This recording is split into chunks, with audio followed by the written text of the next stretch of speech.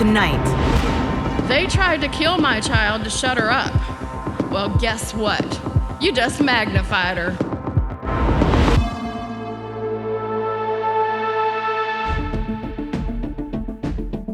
Over the course of 24 hours, Philippine police killed 32 people in drug raids conducted in a province north of the capital, Manila. It was the single deadliest day of President Rodrigo Duterte's war on drugs. Ganda yun. Makapatay lang tayo ng another 32 every day, then maybe we can reduce what is this country. Human rights groups have repeatedly warned against the brutal campaign that's left thousands dead. Hope Hicks, a longtime aide of the president, will fill the role of White House Communications Director until a permanent replacement can be found. She'll take the place of Anthony Scaramucci and will become the third person to take on the role in 8 months. Hicks has been the Director of Strategic Communications at the White House and was a spokeswoman for Trump during the campaign and at the Trump Organization. Twitter has deleted several accounts linked to the Daily Stormer, a neo-Nazi website, after the deadly violence in Charlottesville. Twitter often deactivates individual accounts, but has been reluctant to ban extremist groups. The Daily Stormer now joins ISIS as one of the few organizations ever to be banished from the network. Earlier today, the Daily Stormer website found a new home on a server in Russia, after being denied hosting service by GoDaddy and Google for posting an article mocking Charlottesville victim Heather Heyer. Texas Governor Greg Abbott blamed the state legislature and Republican Speaker Joe Straus specifically for the collapse of his conservative agenda in his special session last night. Abbott called for the session back in June, confident that the state's Republican-controlled House and Senate could pass 20 bills in 30 days. But the session was dogged by infighting among conservatives, and only half of the proposed laws will make it to the governor's desk, including new abortion regulations. Abbott's other top priorities for the state, property tax reform and an anti-trans bathroom bill, failed.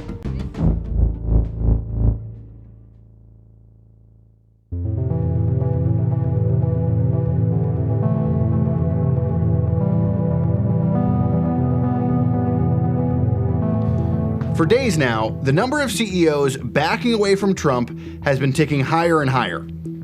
Today, one of the president's main business advisory groups, the Strategy and Policy Forum, held a conference call and decided to disband altogether.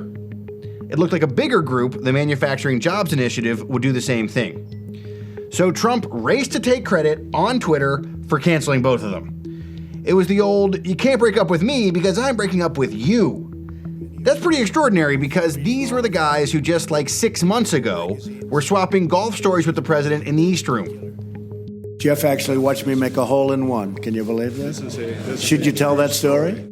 All things considered, it probably wasn't the worst idea to rip off the Band-Aid and save a tiny amount of face, rather than living through the drip, drip, drip of CEOs resigning. Trump probably wishes he could disband Congress too, because that's where the focus turns now.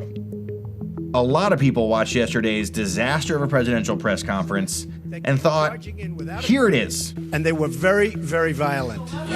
The moment when outrage and character will defeat party loyalty. But it hasn't exactly shaken out like that, at least not yet. Senate Majority Leader Mitch McConnell put out a statement this morning condemning hate groups and making it clear that, quote, there are no good neo-Nazis, end quote. McConnell's statement is pretty indicative of where things stand on the Hill right now. It's now okay for congressional Republicans to openly criticize white supremacists, but most of them are still on board with the guy the white supremacists support. Just to be sure this was true, we spent most of the day trying to give all 292 of them a chance to tell us otherwise. I'm a producer with Vice News Tonight on HBO.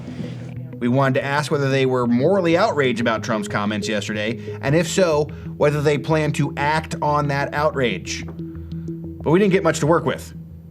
They're actually both out of the office today. Oh, it looks like he's actually away from his desk at the moment. I think she just stepped out for lunch. Hello, you've reached the office of Senator Risch. Not surprisingly, none of the offices we called were jumping to get their bosses on the phone with us. Several gave us written statements or read a canned statement over the phone. The vast majority of offices said they'd have to get back to us, or that we should call back later. Out of everyone we called today, only about 15 had statements that specifically hit Trump. At the last possible second, one actual elected member of Congress did call us back. Charlie Dent of Allentown, Pennsylvania. He's a moderate Republican. He told us he's not happy with the White House right now. So I guess my reaction was, the Saturday comments from the president were clearly inadequate. And the subsequent statement on Monday was certainly much better, although it appeared to be forced and somewhat half-hearted. And then came yesterday's debacle, where it appeared that the president reverted to where he had been previously. Do you think the Republicans in Congress need to take any sort of formal step to show that they're separate from the president on this issue? Something like a resolution or a censure or something like that? No, I don't know that anybody's thinking seriously about that at this point. I don't know. I don't know. I mean, you'd have to. I can't speak to that issue. I suspect, I can't speak to that issue. I simply don't know. But right now, I think it's more important that we get things on track. So why is Congress dragging its feet when the business community is acting decisively? Some of the corporate leaders who backed away today were taking a moral stand. But of course, they also have businesses to run, and those businesses can be boycotted and protested. Republicans in Congress seem to have other concerns. Dent said that his are getting things done, and that requires working with the administration. But he called Trump out. Other members seem to be betting that their customers, that is, the GOP base, will stick with Trump, and therefore, maybe they should too.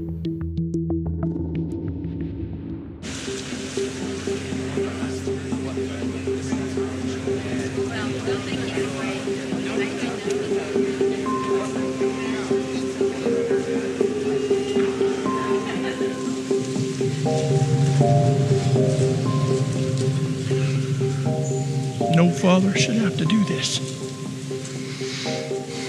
But I love my daughter. And as I look out on you guys, you loved her too. I came here today and I was overwhelmed at the rainbow of colors in this room. That's how Heather was. It didn't matter who you were or where you were from. If she loved you, that was it. You were stuck. For that, I'm truly proud of my daughter. Although Heather was a caring and compassionate person, so are a lot of you. A lot of you go that extra mile. And I think the reason that what happened to Heather has struck a chord is because we know that what she did is achievable. We don't all have to die. We don't all have to sacrifice our lives. They tried to kill my child to shut her up. Well, guess what? You just magnified her.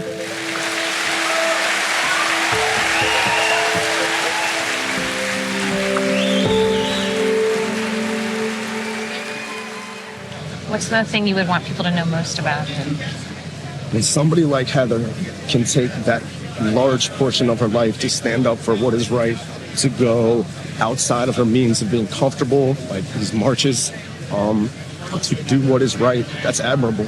That's an admirable thing. And if more of us were doing admirable things, I'm not positive this would happen in my city. If you had a chance to talk directly to President Trump, what would you say? You wouldn't talk to him? I'd have to be from a safe distance.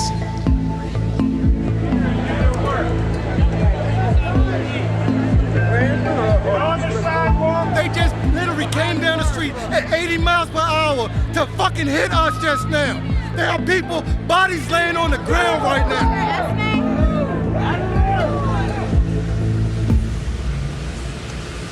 How are you feeling?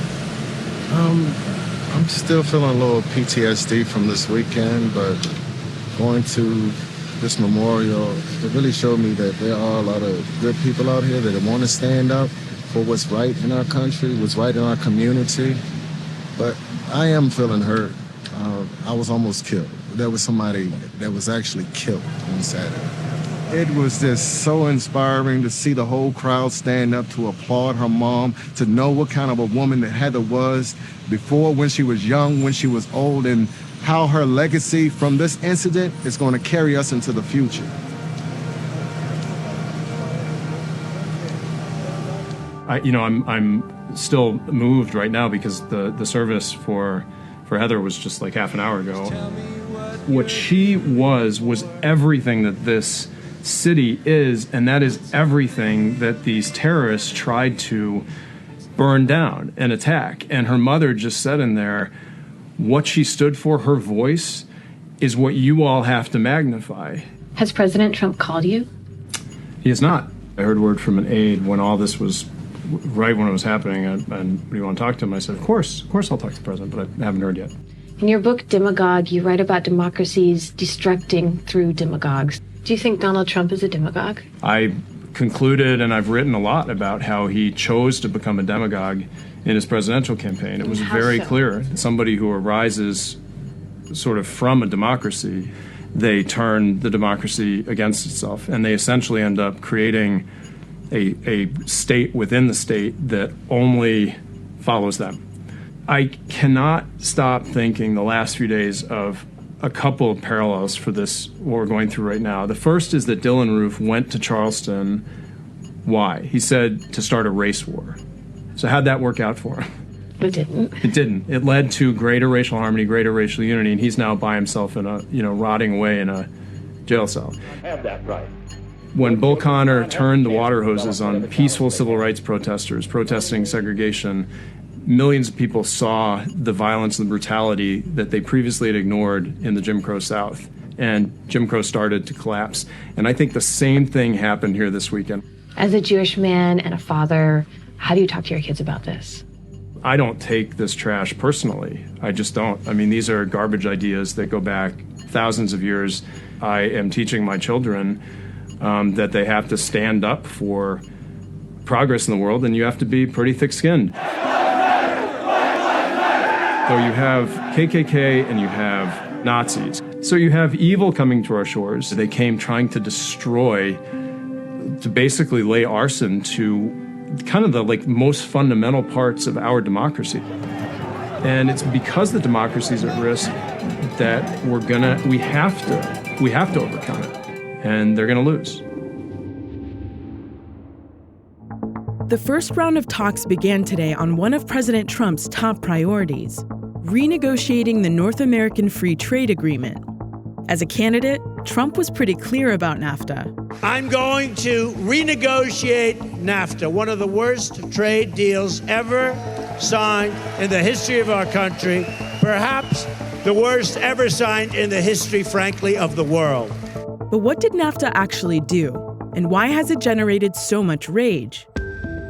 Signed in 1993, the deal aimed to promote trade between the US, Canada, and Mexico, and it essentially removed all tariffs on goods moving between the three countries, making trade easier and less expensive.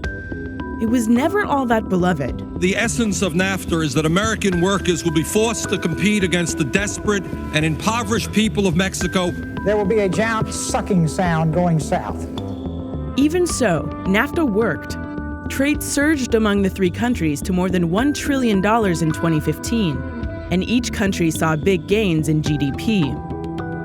But NAFTA also coincided with a 27% decline in American manufacturing jobs, and a flip in the balance of trade between the US and Mexico. America now imports far more from its southern neighbor than it sells, creating a trade deficit of $64.4 billion.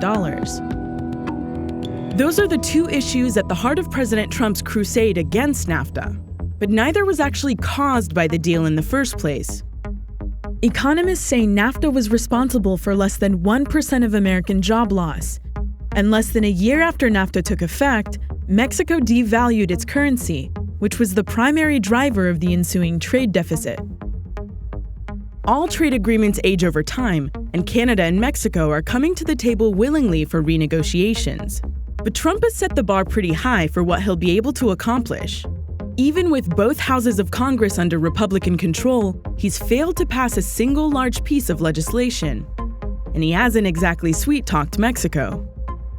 Or Canada. Canada, what they've done to our dairy farm workers is a disgrace. It's a disgrace. Even if the two countries overlook those slights and make concessions, the New Deal still has to go through Congress. The worst case is that the agreement falls apart entirely, and tariffs and trade barriers return to North America. In which case the old deal might not look so bad after all.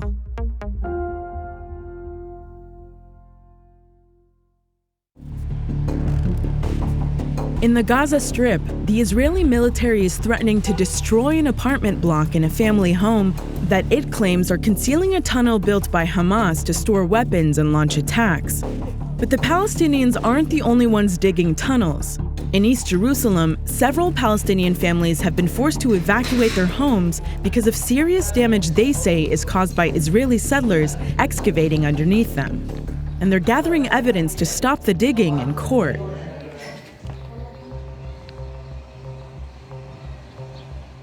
طبعا هذا مجمع الأنفاق هون عمالهم على مدار الساعة طبعا بيشتغلوا في كل يوم بيطلعوا حوالي 4 أو 5 صناديق من تحت عن طريق هذه الماكينة. هاي أكياس أطرق. Khaled Zia is one of the Palestinian activists leading protests against the digging. He took us on a tour of the damaged buildings. كل هذه This is the crack here. It goes all the way around the room. In the past few months, Palestinian residents of Silwan say cracks have been appearing in their homes caused by Israeli settlers digging underneath them. How do you know this is connected to the excavations going on underneath? يعني الاشي مبين واضح انه من هذه الانفاق ما عمرناش شفنا او سمعنا انه في بيت تشقق في هذا المكان الا بعد ما بلشوا يحفروا في هذه الحفريات ويمارسوا الحفريات على مدار الساعة. Archaeological excavations have been going on here for more than a decade, as Silwan sits on the site of the city of David, the heart of ancient Jewish Jerusalem. The excavation site now runs in a series of tunnels from the Pool of Siloam at the southern end of Silwan, underneath the length of the neighbourhood, under the Al-Aqsa compound, and finally rising up at the western wall, the holiest spot where Jews can pray. This used to be my parking lot. If you can believe this area. It's absolutely unbelievable what we have found underneath here. And we uncovered what is today the largest excavation site active in the state of Israel today, and one of the largest in the Middle East. And you're still finding new stuff? Of course, every day we find stuff here. All you have to do is come and dig. Doron Spielman is vice president of Elad, the Israeli settler group leading the excavation. Who funds it? Is it funded by the Israeli government or? It's funded both by the Israeli government and by private donors from all over the world. The two come together and create a partnership here. It's a real grassroots initiative. You are now in the old city, right now. Here you're in the old city, and there you're in the city of David, of today. What do you think is the importance or the relevance of these excavations to Israel's claim to Jerusalem as its capital? When you dig here and you find the stories coming out of the ground, it's almost like a stamp on that document saying, yes, we were actually here. It's not some colony that just sprung up over time. The roots are very, very deep. The reality today, the Muslim quarter and in Silwan is that these are Palestinian neighborhoods. Were the residents of the neighborhood asked for their consent when the excavation began under their homes? The area of the city of David is a national park. In fact, all the homes that were built here were built over national park land. Silwan is currently home to around 50,000 Palestinians. Hamid Awida owns his apartment, but had to move his family out to a rented house in a nearby suburb when the cracks became too dangerous. He's come back to check on the damage. والوضع عماله بيزداد سوء. كانوا الأولاد قاعدين هوني. الأولاد كانوا قاعدين هوني ومرة واحدة نزل هذا اللي فوق كله عليهم. وعشان هيك برضو إحنا طلعنا. Who's paying for the rent of the place where you and your family are staying now? بالوقت الحالي ما حداش. أنا بدفع من جيبتي. أنا بدفع 2000 تقريبا 2500 شيكل بالشهر. What do you think is going to happen in Silwan as a result of these tunnels? يمكن يطلعوا الناس كلهم من سلوان وياخذوها لهم اليهود. إذا بتضل الوضع هيك رايحين اليهود ياخذوا كل سلوان. Other Silwan residents we met say they've been served with eviction notices when they complained to the Israeli authorities. اتصلنا على الشرطة ما سووا لنا شيء بس أجوا أعطونا أمر إخلاء. هذا أمر إخلاء إنه ممنوع نقعد في قلب البيت هذا لأنه خطر كثير. Silwan residents successfully fought for the City of David excavations to be stopped in the Israeli courts in 2008. This decision was overruled by the High Court in 2009, which at that point judged the digging was not damaging Palestinian homes. The settlers were allowed to continue their excavations as long as that entailed clearing and repairing ancient tunnels, not creating new ones. But Sami Ashid, the lawyer representing Silwan's Palestinian residents, believes the recent damage to Palestinian homes is being caused by illegal new construction by Alad. He shared with us pictures and videos he'd taken of this tunnel. All the things are done by secret.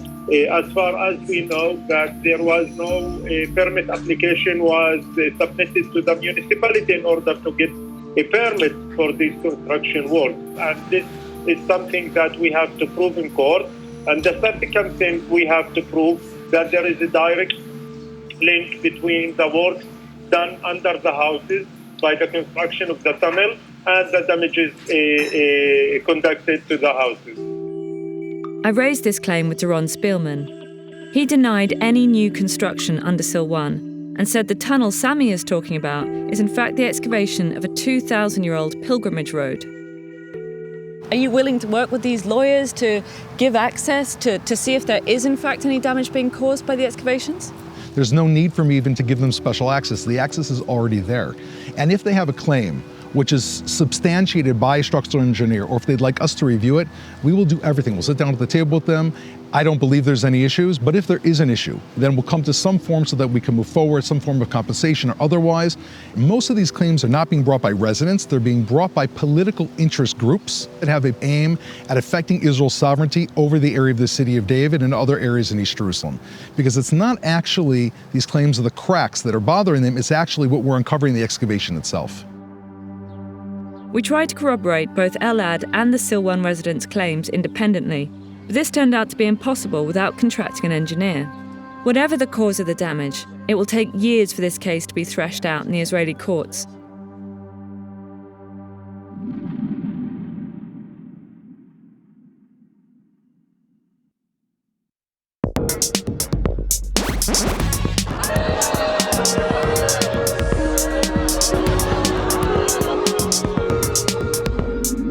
On February 4th of 2015, Conan O'Brien told a joke. Tom Brady says he wants to give the truck he was given as the Super Bowl MVP, they gave him a truck, he wants to give it to the guy who won the Super Bowl for the Patriots. I think it's very nice, yeah. I think that's nice. I do. Yeah, so Brady's giving his truck to Seahawks coach Pete Carroll. The day before, Robert Alex Caseberg tweeted this joke. The same thing happened again. Yesterday, surveyors announced that the Washington Monument is 10 inches shorter than what's been recorded. Yeah, of course, the monument's blaming the shrinkage on the cold weather. It's a penis joke. And again. Some cities that have streets named after Bruce Jenner are trying to change the streets' names to Caitlyn Jenner. Yeah. Yeah, and if you live on Bruce Jenner cul-de-sac, it will now be called a cul-de-no-sac. The coincidence in timing was enough for Caseberg to sue O'Brien and Time Warner, which owns HBO, for joke theft, alleging damages of at least $600,000. The case is still open and could go to trial soon. Caseberg denied our interview request, and O'Brien's team maintains they wrote the bits. Comedian Patton Oswalt is an expert witness for the defense in the case, and he can't address it directly. But he explained the challenge of claiming ownership over a joke. You've accidentally stolen a joke. When I was starting off, I was still an open micer in DC, and I was terrible. I said, if you want to make sure that you can sit alone on the bus when you're in your seat and someone says, hey, is this seat taken? And you go, oh no one's sitting there except the Lord. And then they'll leave you alone. Now that's a Carol Leifer joke. It's a great joke. And I came off and my friend Blaine Capatch said, hey dude, and he wasn't even being mean. He was like, that's a Carol Leifer joke, dude. I don't think you realize you did it. And I was like, and then I realized, oh my God, I'd seen her do it on, one of these 9,000 stand-up shows that were on TV at the time. But it's a difference between the people that every now and then you accidentally throw a line out there and go, oh geez, that's not mine. Or the people that they throw a line out there and it gets laughed and they go, meh, fine, let it pass. I'm getting money. How do you claim ownership over a joke? People that have been doing comedy, even with for a year, understand without it having to be spelled out on an algorithm what ownership of a joke means. We understand who came up with the idea, who ran with it. I guess it is hard to understand for some people that comedians come up with jokes from nothing. There's no books, there are no spreadsheets of ideas, there's no workbook we can fill out to get a joke. We create jokes from nothing. With a comedian, why is it that as an audience, if somebody steals a joke, and even if it's blatant and there's evidence, I think most people think, it's so funny.